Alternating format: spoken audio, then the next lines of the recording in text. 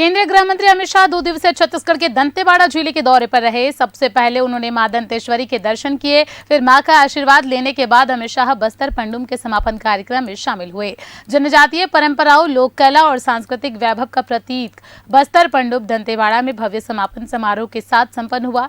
समापन कार्यक्रम में मुख्यमंत्री विष्णुदेव साय, उप मुख्यमंत्री व गृह मंत्री विजय शर्मा और उप मुख्यमंत्री अरुण साव भी शामिल हुए। बस्तर की समृद्ध जनजातीय संस्कृति से देश दुनिया को परिचित कराने के लिए आयोजित बस्तर पंडुम के समापन समारोह को संबोधित करते हुए केंद्रीय गृह मंत्री अमित शाह ने बिना लाग लपेट के सीधा नक्सलवाद पर प्रहार किया। उन्होंने कहा कि आज मैं मां दंतेश्वरी से आशीर्वाद लेकर आया हूं कि अगले चैत्र नवरात्रि तक यहां से लाल आतंक समाप्त हो जाए और हमारा बस्तर खुशहाल हो। आयोजन में बड़ी संख्या में जुटे आदिवासियों को संबोधित करते हुए कहा कि इस साल बस्तर पंडुम बस्तर के उत्सव के रूप में मनाया गया है, लेकिन मैं मोदी जी का संदेश लेकर आया हूं। अगले साल बस्तर पंडुम यही नाम के साथ देश के हर आदिवासी जिले से कलाकारों को हम यहां लाएंगे। यही नहीं, हम बस्तर पंडुम को अंतर्राष्ट्रीय दर्जा देने के लिए दुनिया भर के राजदूत जो राजधानी में हैं, उनको बस्तर में लाकर हमारी परंपराओं को, संस्कृति को और आदिवासी बच्चों की कला को पूरे विश्व में पहुंचाने का काम भाजपा की सरकार करेगी।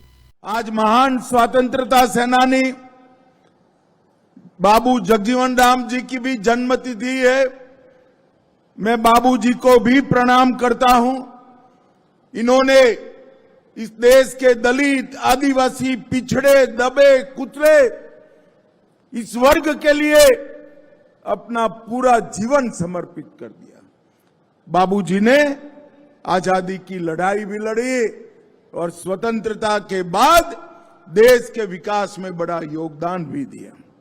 भाइयों बहनों, यहां आते वक्त मैंने मुख्यमंत्री जी और विजय भाई से चर्चा करी है। इस साल तो बस्तर पंडुम हमारा छत्तीसगढ़ के एक उत्सव के रूप में मनाया गया है, मगर मैं मोदी जी का संदेश लेकर आया हूं।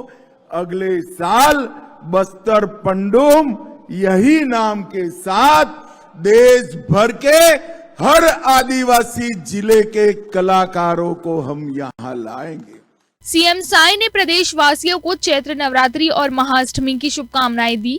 उन्होंने कहा कि केंद्रीय गृह मंत्री अमित शाह ने मां दंतेश्वरी का दर्शन कर प्रदेश की खुशहाली की कामना की है।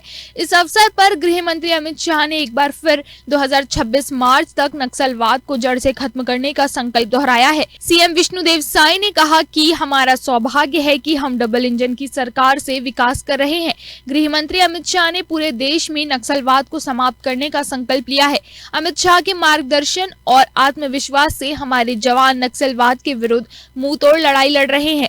हमारा बस्तर स्वर्ग है और हमारा पुराना समय आएगा जहां देश और दुनिया से लोग आएंगे। के साथ लड़ाई लड़ रहे हैं, लगातार हम लोगों को सफलता मिल रही है और मुझे पूरा भरोसा है कि मां दंतेश्वरी की कृपा से अवश्य उनका संकल्प पूरा होगा।